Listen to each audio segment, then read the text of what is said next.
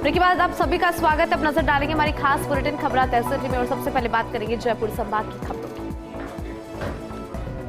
अलवर में त्रिपुरेश्वर शिव शक्ति सेवा समिति की ओर से हीरानाथ बगीचे में नवरात्रि के समापन पर गो पूजन का कार्यक्रम हुआ। कार्यक्रम में 1008 कन्याओं का कन्या पूजन किया गया और उसके बाद भंडारे का आयोजन हुआ।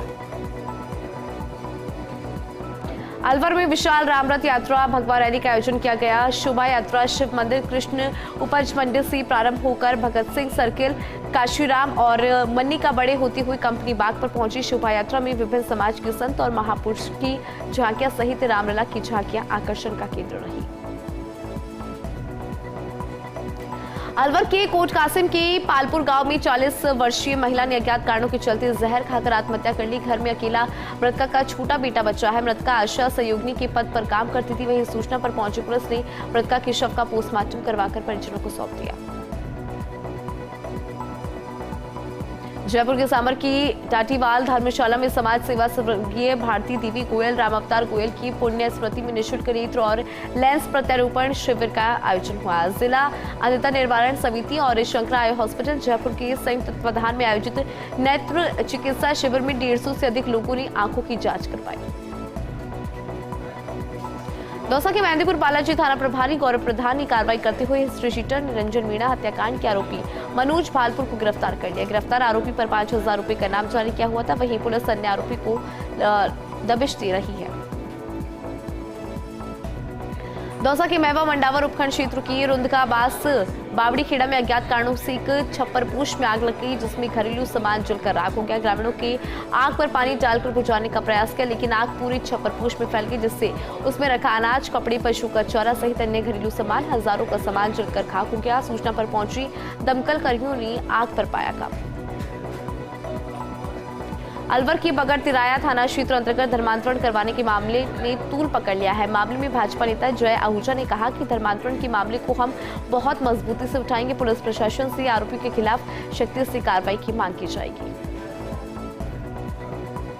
जयपुर के प्रतापनगर दहलावास बालाजी मंदिर से रामनवमी पर साधु संतों के सानिध्य में विधिक मंत्रोच्चार के साथ शोभा यात्रा प्रारंभ की गई थी। शोभा यात्रा का जगह जगह सामाजिक संगठनों ने फूल वर्षा कर स्वागत किया। जयपुर के जगतपुरा विष्णु विहार निवासी आयुष श्रोत्रिय का यूपीएससी में चयन हुआ। श्रोत्रिय ने पहले प्रयास में ही सफलता हासिल कर ली। कठिन परिश्रम की बदौलत 22 साल की उम्र में पहले प्रयास में 109वीं आईएएस रैंक हासिल की, जिसके बाद बधाई देने वालों का तांता लग गया। और चलिए अब नजर डालेंगे सीकर संभाग की खबरों पर। लोकसभा चुनाव को लेकर पहले चरण की वोटिंग के लिए झुंझुनू में भी मतदान दलों की रवानगी हुई। जिला निर्वाचन अधिकारी चिन्मय गोपाल ने जानकारी देते हुए बताया कि लोकसभा आम चुनाव 2024 के लिए झुंझुनू के सेठ मोतीलाल कॉलेज परिसर में मतदान कर्मियों को अंतिम प्रशिक्षण दिया गया और उनकी ईवीएम मशीन देकर बूथों की ओर रवाना किया गया। झुंझुनू गुड़ागौरजी में देर रात एक दुकान में आग लग गई। आगजनी की घटना से दुकान में रखी हुई नकदी और सामान जलकर राख हो गया। आग लगने वाले बदमाशों की सीसीटीवी में पहचान कर ली गई। लोकसभा चुनाव को लेकर Churu Lok Sabha seat hot seat बनी हुई है। चूरू लोकसभा की 22,22,213 मतदाता अपना सांसद चुनेंगे। मतदान को लेकर केंद्रीय विद्यालय में मतदान दलों को अंतिम प्रशिक्षण के बाद रवाना किया गया। सीकर लोकसभा क्षेत्र में होने वाले लोकसभा चुनाव को लेकर मतदान दल प्रशिक्षण के लिए रवाना हुए। सीकर जिले में कुल 2080 मतदान केंद्र बनाए गए। मतदान कर्मी शहर के राजकीय कन्या महाविद्यालय और कॉमर्स कॉलेज से ईवीएम मशीन से मतदान सामग्री लेकर अपने अपने मतदान केंद्रों के लिए रवाना हुए।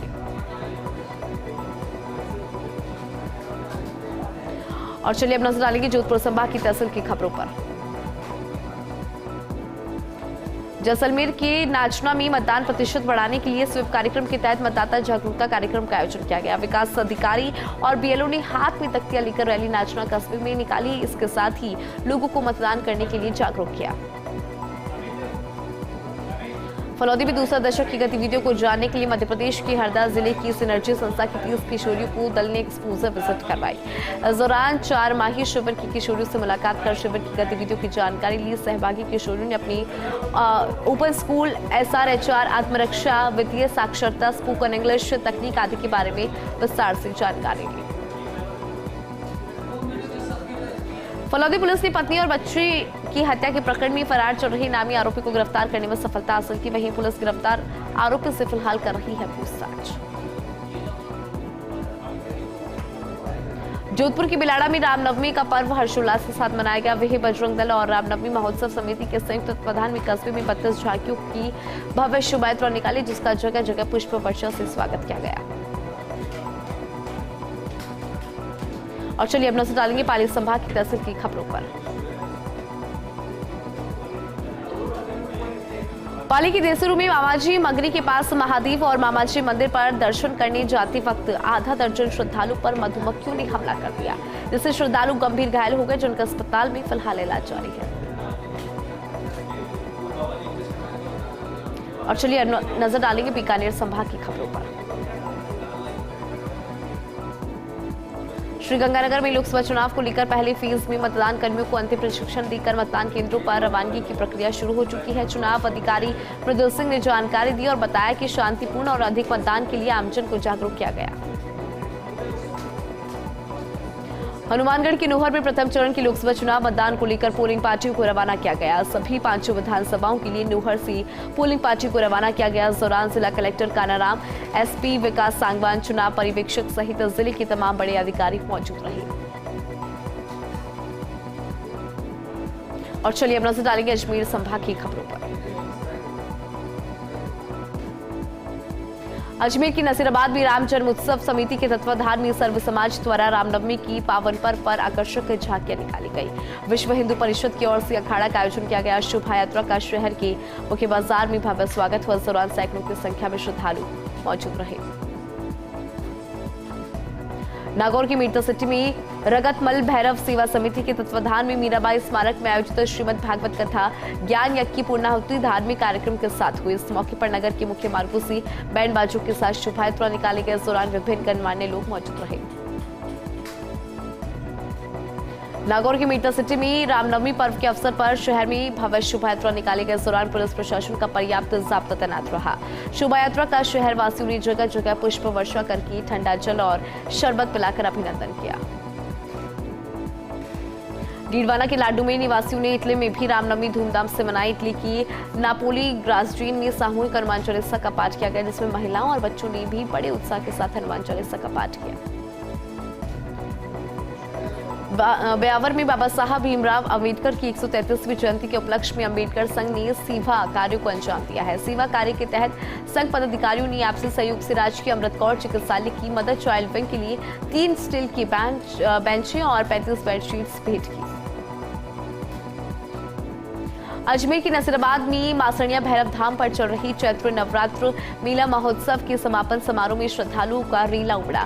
देश प्रदेश के श्रद्धालुओं के आने का सिलसिला नजर आया। वहीं बाबा भैरव और मां कालकी के जयघोष के साथ मुख्य उपासक द्वारा मनोकामना पूर्ण स्तंभ की पूजा अर्चना कर आरती की गई।